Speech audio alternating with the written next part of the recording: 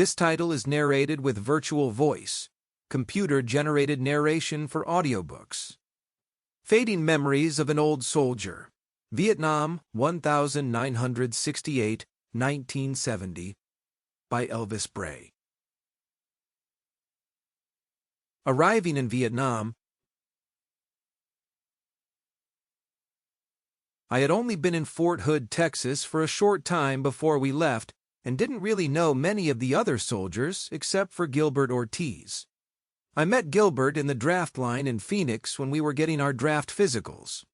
We both enlisted as soon as we passed the physicals. Gilbert was from Peoria, Arizona, where he played football. He was 5 feet 7 inches, and I was 6 feet 1 inch. We were both in great physical shape. Gilbert's father and 2 uncles had served in World War II. His father received a Bronze Star for valor while serving in the Philippines. Gilbert had gone to basic training at FT, Bliss, to FT. Eustis for advanced training, and Fort Hood for the build-up unit for Vietnam with me. We were both E5s and sat together on that long flight overseas. We had already formed a brotherhood that would last a lifetime. The maintenance company we were assigned to at Fort Hood left for Vietnam on July 25, 1968. We flew on the biggest Air Force plane I had ever seen. The company marched into the plane from a giant rear ramp.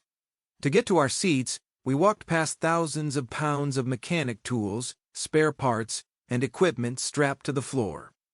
There were no windows in the plane. Beyond the secured equipment sat rows of small seats, 15 across facing backward and secured to the metal floor. When all the soldiers were seated and buckled in like sardines, the big rear ramp lifted shut, locking us inside. Lights came on, or it would have been pitch black. Several Air Force crewmen made sure we were strapped in and then took their seats. The engines were already running when we boarded the plane. The main differences in this plane and a commercial airplane, besides it as having no windows, were the noise and the seats. The plane was a lot louder than a commercial aircraft, and the seats were narrower and had little padding. It would take 23.5 hours before we landed in Vietnam. The airplane had tiny bathrooms, but no movies, music, pillows, blankets, or pretty girls. It was hot when we were on the ground, but it cooled once we gained altitude. Sleep was almost impossible because of the cramped seats and noise. Our meals were boxes of sea rations and water. Our plane landed on the island of Guam to refuel. We departed the plane to stretch our legs during the refueling before reboarding to continue our flight. We landed at Tan Son Nhut Air Base, one of the largest and safest bases in all of Vietnam.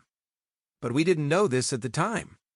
Without windows, we couldn't see the large city of Saigon near the base when we arrived. It seemed as if the hot, humid air from Fort Hood followed us to Vietnam. We would spend the night at Tan Son Nhut and fly to Vinh Long in C-130s in the morning. Air Force crew unloaded our tools and equipment with forklifts and moved them to the end of the runway. Gilbert and I were assigned the duty of guarding the equipment. An Army MP Jeep took us to where the equipment was stored. They gave us M16s and 1 magazine each. They also gave us a box of sea rations and a canteen of water and told us to have fun. I told them in Army language to go forth and multiply yourself. Neither Gil nor I had ever fired an M16. We had qualified with M14s. We weren't happy that we only got 1 magazine of ammo and didn't know the only reason we were guarding the equipment was to prevent it from growing legs and disappearing overnight. Most units in Vietnam were short of tools and supplies, and many companies borrowed what they needed from other units. The base was dimly lit with runway lights. Both helicopters and planes took off and landed throughout the night. However, it was dark and isolated where Gil and I were, and we could see very little.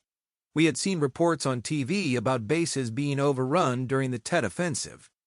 Being FNGs, F King New Guys, and not realizing where we were, we took our assignment very seriously. The thought of hundreds of communists overrunning us during the night kept us wide. To keep listening to this audiobook, I've left you a link in the description so you can do it, at no cost thanks to Audible's 30-day free trial.